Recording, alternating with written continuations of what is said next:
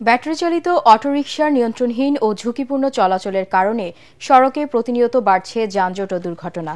যোগাযোগ বিশেষজ্ঞরা বলছেন, দুর্ঘটনা প্রতিরোধে নিরাপদ মডেলের অটোরিকশার অনুমোদন ও নীতিমালা চূড়ান্ত না হওয়া পর্যন্ত নতুন যান তৈরি ও যন্ত্রাংশ সরবরাহ বন্ধ করতে হবে।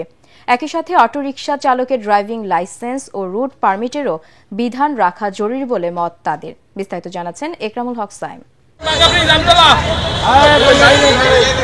পাড়া মহল্লার অলিগলি কিংবা শহরের গুরুত্বপূর্ণ সড়কের দাপুটে যান অটোরিকশা।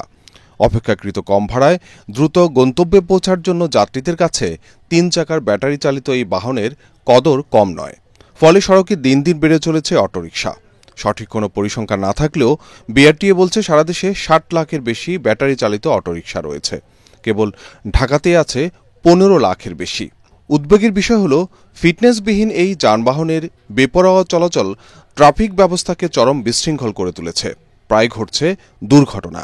এসব যান কয়েক দফা তুলে দেওয়ার চেষ্টা করেও আন্দোলনের মুখে ব্যর্থ হয়েছে সরকার। যদি বন্ধ করে দেয় তাহলে তো আমাদের চলার কোনো রাস্তা থাকবে না। এখন সরকার যেটা করবে সেটা মেনে নিতে হবে। এটা যদি বন্ধই করে দেয় সরকার, কি যে কোনো মাধ্যমে বন্ধই হয়ে যায়, তাহলে আমাদের কর্মের সংস্থা থাকা লাগবে। আমাদের অটোরিকশাগুলো একসময় শুধুমাত্র জীবিকার কথা বলা হয়েছে বলে নামানো হয়েছে, যেহেতু কর্মসংস্থানের একটা ঘাটতি আছে। কিন্তু এই অঙ্কটা এখন আর সহজ নাই। এখন অটোরিকশা শুধুমাত্র জীবিকার জন্য যে নামাচ্ছেন একজন, বিষয়টা তা না। আমি যেভাবে দেখি, আসলে কালো টাকা বিনিয়োগের এখন সবচেয়ে বড় খাত হচ্ছে অটোরিকশা। অবাক করার বিষয়, অটোরিকশার কোনো অনুমোদন বা লাইসেন্স কিংবা রুট পারমিটের প্রয়োজন হয় না। যদিও অটোরিকশা চলাচলে শৃঙ্খলা আনতে নীতিমালার খসড়া তৈরি করেছে সরকার। এক্ষেত্রে নিবন্ধন ও চালকের ড্রাইভিং লাইসেন্স থাকাকে বাধ্যতামূলক করা হচ্ছে। যে সিদ্ধান্তটা সরকার নিয়েছে, তারা ঢাকা শহরে 1 লাখ, চট্টগ্রাম শহরে 1 লাখ অটোরিকশার নিবন্ধন দিবে। কিন্তু 1 লাখ অটোরিকশার নিবন্ধনের জন্য দেশের বড় বড় মাফিয়া, যে সমস্ত বড় বড় বুর্জুয়া প্রতিষ্ঠানগুলো আছে, বড় গাড়ির ব্যবসার সাথে জড়িত, তাদেরকে যেভাবে নামিয়ে নিয়ে আসা হচ্ছে, আমি শঙ্কা করছি 1 লাখ অটোরিকশার নিবন্ধনের বিপরীতে 10 লক্ষ অটোরিকশা তারা বিক্রি করবে একটা শহরে। যদি এটার লগে আরো 10 লাখ যুক্ত হয়, তাহলে আমার পায়ে হাঁটাও বন্ধ হয়ে যাবে।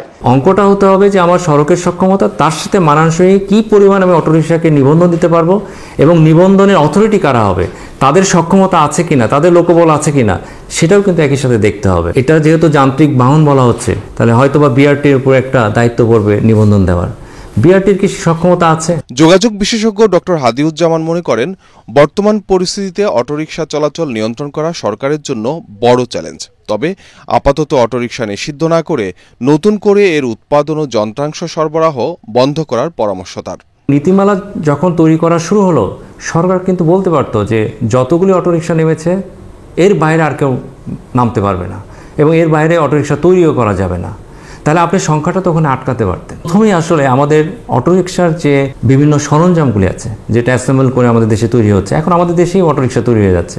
তো এই সরঞ্জামগুলো অর্থাৎ ইনপুটগুলি আসলে বন্ধ করতে হবে। এর পাশে অটোরিকশার টেকনিক্যাল স্পেসিফিকেশন কী হবে, সেটা নিরাপত্তার দিক থেকে এবং একই সাথে সড়কে চলার উপযোগিতা আছে কিনা সেটা ভেবে আমার কি ধরনের সরঞ্জাম থাকতে হবে।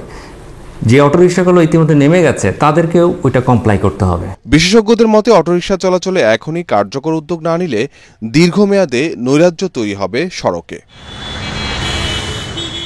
একরামুল হক সায়েম, এটিএন বাংলা, ঢাকা।